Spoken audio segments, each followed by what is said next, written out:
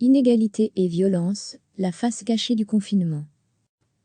Une chronique de Hassina Sema. Si la crise du coronavirus a fait naître de très beaux élans de solidarité dans tout le royaume, elle révèle d'autant plus crûment les inégalités sociales de notre pays.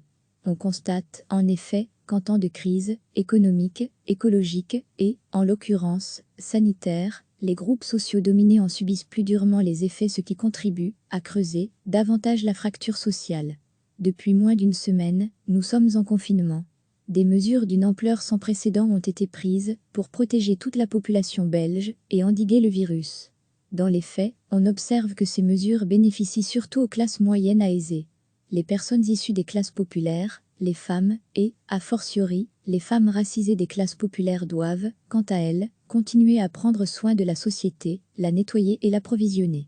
Ce travail a un nom, c'est le travail du quart. Selon Pascal Molinier, une psychologue spécialisée dans ces matières, le quart, c'est faire quelque chose, c'est produire un certain travail qui participe directement du maintien ou de la préservation de la vie de l'autre. Le travail du quart se caractérise par son invisibilité. Les équipes de nettoyage ou de ramassage des déchets travaillent quand le reste de la société est ailleurs. On parle peu voire pas aux personnes qui nous livrent repas et autres colis, comme on ne jette qu'un regard distrait et pressé au CAISSIE accent grave R.E.S des supermarchés. Elles et ils doivent être là, sans être là. Cela a pour fonction de diminuer l'inconfort social et la culpabilité que génèrent les inégalités sociales. Car, au final, c'est de cela dont il s'agit. Peu valorisé sur le plan salarial, souvent moins protégé sur le plan des conventions collectives, ce travail de quart est le plus souvent un travail de relégation que doivent prendre en charge des personnes qui n'ont pas le choix et ou à qui on ne laisse pas le choix. Et ce, même si cela implique une exposition à un virus mortel. Cette crise révèle encore d'autres inégalités très brutales. Avec la diminution de l'offre d'accueil et de distribution de nourriture, et en l'absence d'alternatives structurelles partout dans le pays, les personnes sans domicile fixe ou migrantes se retrouvent davantage précarisées et particulièrement exposées au virus, puisqu'elles ne peuvent suivre les recommandations de confinement ou même d'hygiène de base. À cela, s'ajoute une perte drastique de leurs revenus habituellement issus de la solidarité des PASSANT.E.S, désormais CONFINE accent aigu.E.S à leur domicile. La question de la perte sèche des revenus frappe de plein fouet les TRAVAILLEUR.E du sexe, TDS. Sans possibilité de travailler ni de demander une indemnisation faute de statut légal, nombre d'entre elles se voient SUREXPOSE accent aigu.E.S au virus. C'est ce que dénonce Utsopi, l'union des TDS. Plus la situation financière des TDS s'aggrave, plus elles prennent de risques pour survivre. La violence contre les TDS et les infections sont plus fréquentes lorsque les TDS se retrouvent dans une grande précarité. Plusieurs de nos membres qui ont arrêté leur activité depuis quelques jours témoignent que certains clients leur proposent une somme d'argent supplémentaire pour une passe. Les TDS, qui n'ont aucune autre source de revenus, aucune alternative, ne peuvent pas refuser. Si l'on comprend aisément la nécessité de fermer les espaces de passage ou de concentration des individus, on comprend beaucoup moins qu'une partie de la population soit abandonnée face au virus et à la précarisation. En temps de crise, on assiste aussi et surtout à la rigidification des systèmes d'oppression, tels que le patriarcat, le capitalisme, le racisme ou encore le validisme pour ne citer que cela. Pour les femmes, la situation se complique particulièrement. Le confinement pèsera plus lourdement sur elles, notamment en matière de charge mentale et parentale, et, a fortiori, en contexte de monoparentalité. Plus préoccupant encore, elles seront plus à risque de vivre des violences conjugales comme le démontrent les expériences de confinement chinoises et italiennes. En effet, l'isolement social des victimes, la promiscuité accrue avec la UTEUR.E, les tensions exacerbées par l'incertitude, le bruit des enfants et les potentiels problèmes financiers du couple constituent un terreau particulièrement propice à l'augmentation des violences, aggravé par un accès amoindri aux services de protection et d'accueil. C'est ce que dénonce une maison d'accueil pour femmes battues tout en encourageant les victimes à appeler la ligne d'écoute spécialisée 0800/30 030 pour trouver des solutions créatives en ces temps de crise. À ce propos, le voisinage peut jouer un rôle encore plus crucial qu'à l'accoutumée. N'hésitez pas à appeler la police si vous pensez que votre VOISIN.E est en danger ou à vous mettre en contact avec la victime pour convenir, à l'avance, d'un signal d'alerte, pour appeler à l'aide, mots, objets mis devant la porte ou jetés dans le jardin, même si, individuellement, il ne nous pas possible de changer les structures inégalitaires de notre société. Il nous est, par contre, donner de renforcer la solidarité autour des personnes les plus précarisées et fragilisées par cette crise sanitaire. De nombreuses initiatives existent et peuvent faire la différence. Dans tous les cas, prenez soin de vous et des autres. Assina Sema est sociologue et psychologue clinicienne, spécialisée dans les violences conjugales et interculturelles. Elle est également membre des collectifs féministes Resisté et Collectif.ef 8 Mahar. Si vous souhaitez contacter l'équipe des Grenades, vous pouvez envoyer un mail à lesgrenades@rtbf.be. Les Grenades RTBF est un projet soutenu par la Fédération Wallonie-Bruxelles qui propose des contenus d'actualité sous un prisme genre et féministe. Le projet a pour ambition de donner plus de voix aux X-femmes, sous-représentées dans les médias. Recevez chaque matin l'essentiel de l'actualité. Une chronique de Assina Sema. Si la crise du coronavirus a fait naître de très beaux élans de solidarité dans tout le royaume, elle révèle d'autant plus crûment les inégalités sociales de notre pays. On constate, en effet, qu'en temps de crise économique, écologique et, en l'occurrence, sanitaire, les groupes sociaux dominés en subissent plus durement les effets, ce qui contribue à creuser davantage la fracture sociale. Depuis moins d'une semaine, nous sommes en confinement. Des mesures d'une ampleur sans précédent ont été prises pour protéger toute la population belge et endiguer le virus.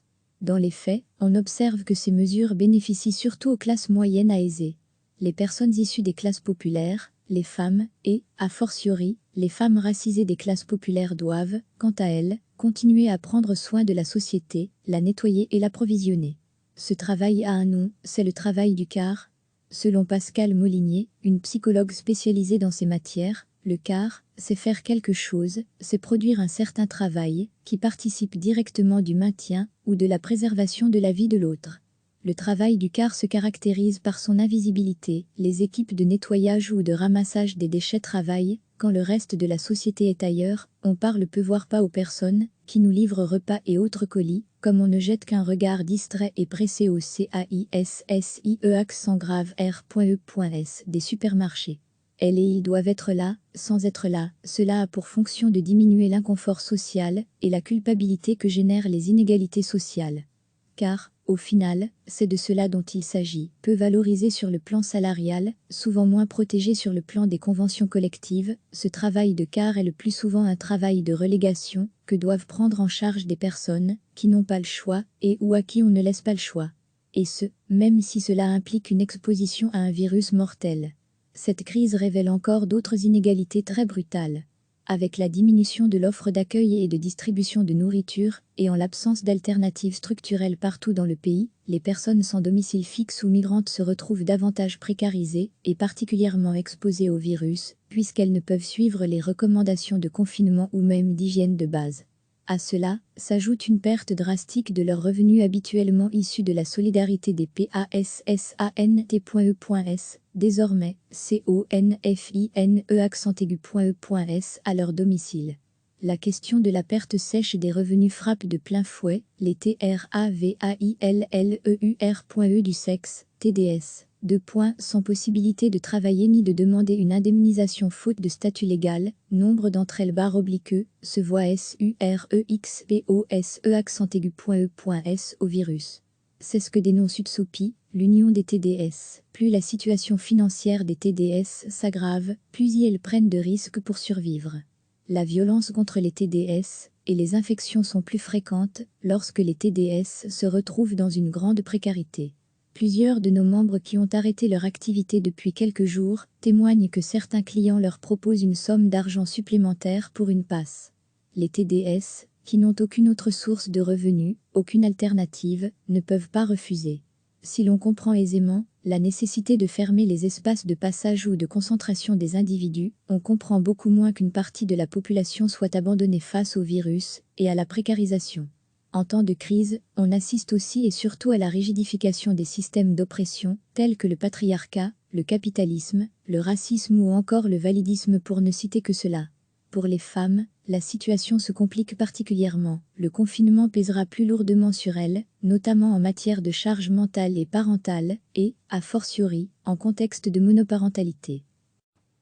Plus préoccupant encore, elles seront plus à risque de vivre des violences conjugales comme le démontrent les expériences de confinement chinoises et italiennes.